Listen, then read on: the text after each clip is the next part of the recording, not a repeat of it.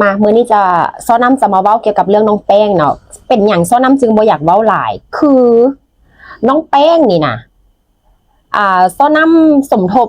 ได้ทั้งหมดเนาะประมาณ20 ล้านซ้อน้ำจะเอาไปให้น้องแป้ง20 ล้านหัก2 ล้านไปเป็นค่าเดินทางเนาะหัก2 ล้านไปเป็นค่าเดินทางนะเพราะว่าคนจะเดินทางจากเวียงจันทร์ไปสวรรค์กับค่าน้ำมันก็ค่อนข้างไส้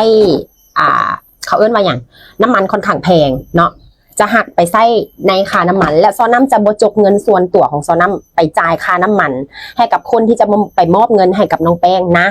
เพราะว่าคันข่อยบ่ถึกใจในสิ่งใดข่อยจะบ่เต็มทีน้ำปันใดเนาะซ้อน้ำได้ซอยเงินไป5 ล้านโทรศัพท์1 หน่วยนะในการที่แบบคือรูปภาพที่สังคมเห็นนะหลายๆคนแน่นอนดีตนน้องแป้งนะ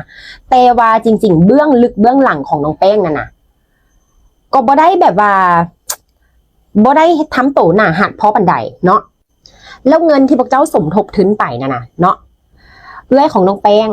นั่นก็คือสาวกี้นะสาวกี้คันเจ้ายังเฮ็ดพฤติกรรมแบบนี้เจ้าควรเปลี่ยนเนาะอันนี้ก็บ่ฮู้ว่าเป็นเอื้อยเทหรือว่าเอื้อยจังใดเนาะได้เอาเงินของน้องนี่นะออกไปใช้ตั้งว่า20 ล้านนะเนาะเงินที่ว่าน้องแป้งเปิดบัญชีใหม่แล้วก็มีผู้ใจบุญมีคนที่ตนสงสารบ่ว่าทั้งคนลาวและคนไทยนะโอนไปให้นะสาวกี้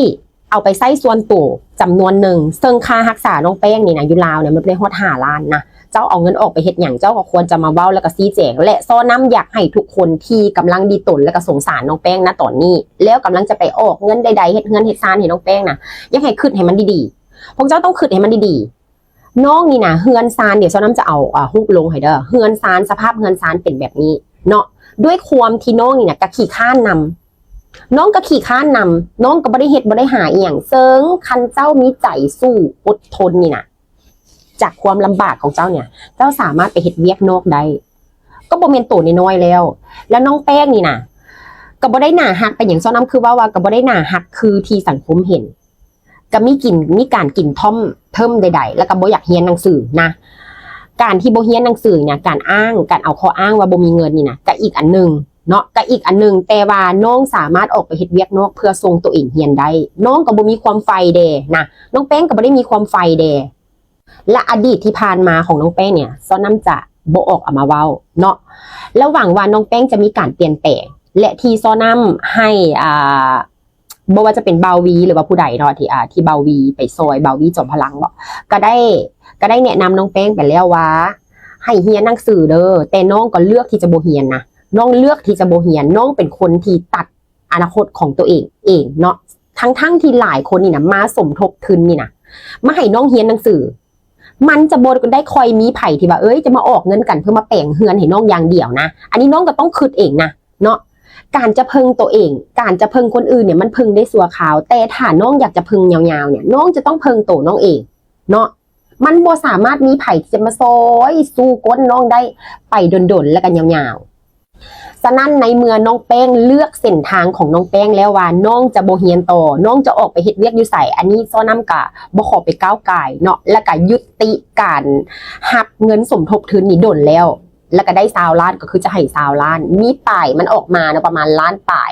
เกือบ2 ล้านนี่แหละที่โอนมาทั้งบัญชีไทยเนาะอันนั้นก็จะเอาไว้ให้ใส่น้ำมันลดไปมอบเงินสดให้กับตัวน้องเองและเงินก้อนนี้พอน้องแป้งกับน้องแป้งจะเอาไปเฮ็ดหยังก็อันนี้ก็แล้วแต่ซึ่งเฮาบรรลุในสิ่งที่เฮาว่าเฮาจะให้แล้วเนาะบางคนบอกว่าแบ่งไปให้คนนั้นได้ไหมเขาลำบากกว่าแบ่งไปให้คนนี้ได้ไหมเขาลำบากกว่าคือเฮาได้เว้าแล้วว่าจะเอาเงินจำนวนนี้มาให้น้องเฮาก็ต้องเอามาให้น้องเพราะว่าคนที่ซอยก็ซอยย้อนว่ามีต้นสงสารน้องฉะนั้นพวกเจ้าก็บ่ต้องคิดอย่างหลายเนาะว่าซอยเงินน้องไปแล้วน้องจะกลับมาทำตัวเหลวไหลอะไรทำไมก็ตามแต่มันบรรลุเป้าของเฮาแล้วนั่นก็คือเฮาคิดว่าจะซอยเฮาก็ได้ซอยแล้วเฮาก็จะได้บุญได้หยังกลับมาของเฮานั่นแหละเนาะส่วนข้าเจ้าจะเอาไปเฮ็ดอีหยังก็เป็นอีกเรื่องนึงจะเอาไปใช้ชีวิตฟุ่มเฟือยก็เป็นอีกเรื่องนึงก็เบิ่งสภาพเฮือนสภาพศาลคันยังคิดบ่ได้มันก็จะบ่มีไผมาคิดแทนเจ้าละนะทางที่ดีก็แนะนำไปแล้วว่าให้เรียนหนังสือต่อเนาะให้เรียนหนังสือต่อแล้วก็เลือกที่จะบ่เรียนอันนี้ก็บ่สามารถมีไผบังคับน้องได้คันน้องจะไปทำตัวเหลวไหลคือเก่าอีกนะแล้วหักมือนึงน้องหักถึกผู้ใดอะไรทำไมก็อย่ามาทำร้ายน้องกับอันนี้นี่นะเนาะชาวเน็ตหรือชาวออนไลน์ก็จะบ่ได้มีความสงสารน้องแล้วนะคันน้องจะกลับไปกินน้ำท่อมอีกคือเก่าคือตะกี้นี่นะคนกะเฮงจะบ่ได้สงสารถ้านอกจากบ่ได้สงสารแล้วนะ ยังจะสมน้ำหน้าน้องอีกเนาะฉะนั้นชีวิตน้องเป็นคนเลือกเอาเนาะซ้อน้ำก็ถือว่าสนับสนุนมาฮอดสมีแล้วก็เมื่อหน้าที่ของซ้อน้ำแล้วและน้องและซ้อน้ำจะโบเว้าเรื่องของน้องแป้งอีกผู้ใดที่ว่ากำลังจะคิดสร้างเฮือนสร้างซานให้น้องแป้งก็คิดให้มันดีๆว่าจะซอยดีบ่นะส่วนเสากี้ผู้ที่ไปถอนเอาเงินน้องแป้งไปใช้ในทางใดก็ตามแต่บ่สมควรเฮ็ดอีกบ่สมควรเฮ็ดอีกนะเอาเป็นว่าซ้อน้ำเว้าซ้ำนี่แล้วก็หมดหน้าที่ของซ้อน้ำแล้วเนาะโตนี่นะมีผู้ใหญ่อยู่ทางฝั่งลาวนี่โทรมาหาซ้อน้ำเลยนะแล้วเป็นอ้ายหักคิงอ้ายหักอ้ายแพงเนาะถือว่าเราก็เป็นอ้ายอีกผู้นึงเลยโทรมาตักเตือนซ้อน้ำว่าให้เซาเปิดหับแบบนี้เนาะมันเฮงจะสร้างความขี้ข้านไปให้เขาอีกก็ย้อนความขี้ข้านนี่แหละเฮ็ดให้เฮาทุกข์เฮ็ดให้เฮายากในเมื่อเฮาฮู้อยู่แล้วว่าเฮาทุกข์เฮายากนี่นะยังจะบ่อยากเรียนหนังสืออีกยังจะขี้ข้านอีกเนาะฉะนั้นบ่ต้องแปลกใจเลยว่าเป็นหยังคือทุกข์นะอันนี้ฝากไว้ให้คิดเด้อผู้ใดจะมาโจมตีกะยาเนาะก็บ่เป็นหยังมันหมดหน้าที่ของซ้อน้ำแล้วเนาะแล้วในสิ่งที่เพิ่นเตือนมาน่ะเพิ่นฮู้เพิ่นเห็นเพิ่นจักว่าก่อนหน้านี้น้องเป็นคนแบบใดน้องก็บ่ได้ดีน้องก็บ่ได้ดีแต่ว่าคันน้องคิดจะกลับมาเปลี่ยนแปลงนี่นะสังคมก็พร้อมที่จะให้อภัยแต่ถ้าน้องยังทำตัวเหลวไหลคือที่ผ่านมานี่นะนอกจากสังคมบ่ให้อภัยแล้วเผลอๆน้องอาจจะบ่ได้มีที่ยืนคล้ายๆแก๊ง 3K 38K อะไรทำไมนั่นเนาะน้องก็เลือกเอานะอันดีอันให้อันซัวใดๆน้องใหญ่แล้วน้องเลือกเองได้ก็เบิ่งสภาพเฮือนสภาพครอบครัวสภาพการใช้ชีวิตคันน้องอยากเป็นคนที่ว่ามีชีวิตที่ดีขึ้นเปลี่ยนจากนิสัยสมัยตะกี้เนาะต้องเปลี่ยนเท่านั้นคันน้องบ่เปลี่ยนนี่นะน้องจะมาเฮ็ดแต่ดีตนเฮ็ดเจ็บเฮ็ดป่วยแล้วให้สังคมมาช่วยเหลือน้องตลอดนี่นะมื้อนึงมันจะโปะนะน้องนะเนาะมันจะโปะความจริงมีหนึ่งเดียวความจริงเป็นสิ่งที่บ่ตายฉะนั้นเปลี่ยนแปลงตัวเองซะนะเนาะซ้อน้ำก็สิฝากไว้ซ้ำนี่แหละนะเนาะตัวนี้เป็นกาแฟขิงดำสำหรับผู้ใดที่ว่านอนหลับยากมักปวดกระดูกปวดหลังปวดบ่าเจ็บเส้นเจ็บเอ็นใดๆเนาะตัวนี้มันก็ยังมีสมไทยสมจีนสมเกาหลีก็จะซอยให้มันผ่อนคลายได้ซึ่งเบาวีขนาดแรกๆแล้วก็จะเปิดหับสมทบทุนเนาะเพื่อแปลงเฮือนแปลงซานให้น้องจนบรรลุผลเมื่อเรามาฮู้ว่าเป็นจังซี่ปุ๊บแล้วก็หยุดนะทันทีเลยคือมันบ่ตรงตามเป้าหมายนึกออกบ่เจ้าเอาเงินตรงนี้นะไปใช้จ่ายฟุ่มเฟือยในชีวิตเจ้า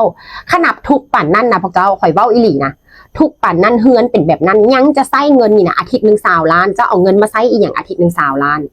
เงินที่เขาเอามาสมทบทุนนี่นะเขาดีตนเราเนาะแต่ว่าเอามาใช้แบบนี้ก็บ่ถูกนะแล้วคันน้องแป้งจะเอาเงินตัวนี้มาใช้ฟุ่มเฟือยแล้วบ่เอาไปแปลงเฮือนแปลงซานตัวเองนี่นะก็บ่ถูกอีกนะน้องแป้งก็เบิ่งหลังคาเฮือนแน่เบิ่งฝาเฮือนแน่เนาะอันนี้คันคิดบ่ได้ก็ยังจะทุกข์อยู่ต่อไปนะเบาวีแล้วก็เฮ็ดดีที่สุดแล้วล่ะเนาะก็เป็นกำลังใจให้เนาะเฮ็ดดีก็เฮ็ดดีต่อไปนะเบาวีนะเนาะ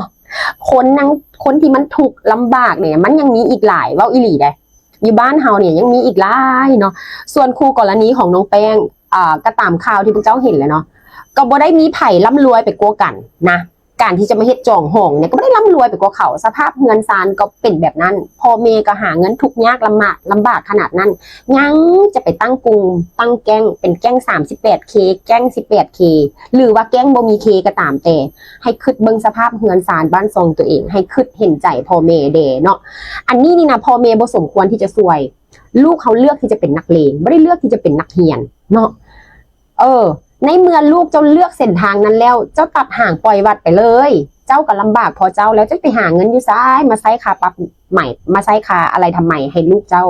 เนาะแห้งถูกกับแห้งสิซ้ำถูกไปอีกนะคันเจ้ายังสิซูก้นลูกขึ้นแบบนั้นอยู่ตัดห่างปล่อยวัดไปเลยเขาเฮ็ดพิษก็ให้เขาไปตัดอิสรภาพอยู่ในหั่นให้เขาไปขึ้นได้อยู่ในหั่นคันเขาขึ้นบ่ได้ก็ตัดห่างปล่อยวัดไปเลยเนาะอันนี้นะเนาะกะเบิดหน้าที่ของซ้อน้ำแล้วนั่นก็คือยอดทั้งหมดได้20 ล้านก็จะไปมอบให้20 ล้านเนาะและอีกอันนึงจะบ่ขอบใจกับบ่ได้เนาะก็ต้องขอบใจกับผู้ใจบุญหลายๆคนที่ว่าเห็นอีหยังกะดีตนสงสารเมตตากรุณาเอาเทเอาว่าเนาะต่อไปนี่นะซ้อน้ำก็จะต้องคัดตองให้มันหลายขึ้นนะการที่ว่าจะเปิดหับอะไรทำไมนะคือข่อยบ่ได้เป็นมูลนิธินึกออกบ่เนาะก็ต้องคัดตองหลายขึ้นกว่าเก่าและก็อาจจะบ่มีเหตุการณ์นี้อีกแล้วต่อไปก็อาจจะเปิดซอยแต่เกี่ยวกับการศึกษาส่วนเรื่องอื่นค่อยบ่อยากยุ่งบ่อยากเกี่ยวบ่อยากแตะบ่อยากต้อง คันเฮ็ดคลิปหนึ่งค่อยเสียเงินคือกันบ่แม่นแต่พวกเจ้านะเนาะไปแล้วล่ะพวกเจ้าเอ้ย